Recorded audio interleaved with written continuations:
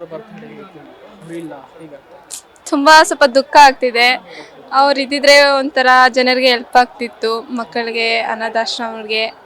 ತುಂಬ ಖುಷಿ ಆಗ್ತಿದೆ ಅಷ್ಟೇ. ಈ ಒಂದು ಇಷ್ಟು ಜನಸಂಖ್ಯೆ ಇರುತ್ತೆ ಅಂತ ಅನ್ಕೊಂಡು ಬಂದಿದ್ರಾ? ಇನ್ನೂ ಜಾಸ್ತಿ ಇರುತ್ತೆ, ಫುಲ್ ರಶ್ಶು. ಅಲ್ಲಿ ಎಂಟ್ರೆನ್ಸ್ ಇಂದ ಅಲ್ಲಿವರೆಗೂ ಫುಲ್ ರಶ್ ಇರುತ್ತೆ ಅನ್ಕೊಂಡಿದ್ರಿ. ಯಾವತ್ತಾದ್ರೂ ಪುನೀತ್ ರಾಜ್ಕುಮಾರ್ ಅವ್ರನ್ನ ಭೇಟಿ ಆಗುವಂಥದ್ದು? ಇಲ್ಲ ಇಲ್ಲ. ಅಪ್ಪು ಅವರ ಸಿನಿಮಾ ಅಂದ್ರೆ ಯಾವ್ದು ಇಷ್ಟ ಅಂತ ಹೇಳ್ತೀರಾ? ಅಪ್ಪು ಅವ್ರ cinema Rajkumar. Appu cinema release ಆಗಿದೆ, ಏನಾದ್ರು ನೋಡಿದ್ರೆ? ಹೋಗಿಲ್ಲ.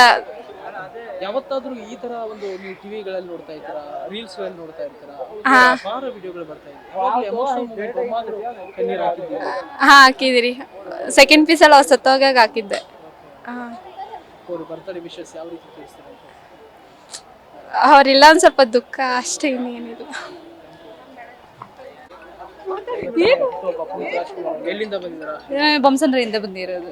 ಪುನೀತ್ ರಾಜ್ಕುಮಾರ್ ಅವರು ಇಲ್ಲ ಅನ್ನುವಂಥದ್ದು ಎಷ್ಟು ಕಾಣಿಸ್ತಾ ಇದೆ ಅನ್ಸುತ್ತೆ? ಏನು ಸರ್, ನಮ್ಗಂತಲ್ಲ, ಇಡೀ ಕರ್ನಾಟಕಕ್ಕೆ ಅದು ಒಂಥರ ದುಃಖದ ವಿಷಯನೇ. ನಾವು ಇಲ್ಲಿವರೆಗೂ ಬಂದಿರಲಿಲ್ಲ, ಬೆಂಗಳೂರಲ್ಲಿ ಇದಕ್ಕೊಂದೇ ಅವ್ರ ಹತ್ರ ಬಂದಿರಲಿಲ್ಲ. ಇವತ್ತು ಆ್ಯಕ್ಚುಲಿ ಎಲ್ಲ ರಜೆ ಹಾಕಿ ಮಾಡಿ ಬಂದಿದ್ದೀವಿ ನಾವು ನೋಡೋಣ ಅಂತ. ಇನ್ನೇನು ಹೇಳೋದು ಸರ್ ಅವ್ರ ಬಗ್ಗೆ, ವರ್ಡೇ ಇಲ್ಲ ಹೇಳೋದಕ್ಕೆ. ಯಾವತ್ತಾದ್ರೂ ಅವ್ರ ಸಿನಿಮಾ ನೋಡುವ ಮುಂಚಿತವಾಗಿ ಒಮ್ಮೆ ಅನಿಸಿದ್ಯಾ ಎಮೋಷನಲ್ ಮೂಮೆಂಟ್ಸ್ ಏನಾದರೂ? ಸರ್, ಪ್ರತಿ ಸಿನಿಮಾದಲ್ಲೂ ಇದೆ, ಅದರಲ್ಲಿ ಒಂದು ಎರಡು ಅಂತ ಹೆಸರು ಹೇಳ್ಕೊಂಡು ಹೋಗೋಕ್ಕಾಗಲ್ಲ. ಯಾವ ಸಿನಿಮಾ ಈ ಚೆನ್ನಾಗಿದೆ, ಈ ಚೆನ್ನಾಗಿಲ್ಲ ಅಂತ ಹೇಳೋಕ್ಕಾಗಲ್ಲ ಸರ್.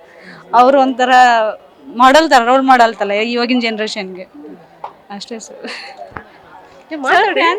ಹೌದಾ? ಬಿಗ್ ಫ್ಯಾನ್ ಆಗಿ ಏನು ಹೇಳ್ತೀರಾ? ಹೌದಾ?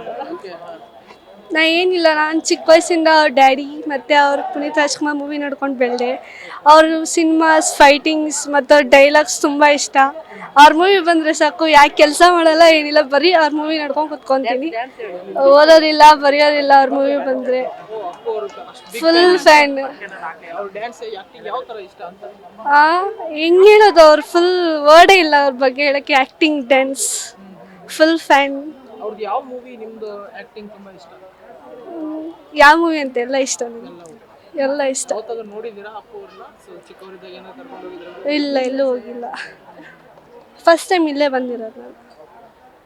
Thank you sir. ಮಾತಾಡ್ಲಿ.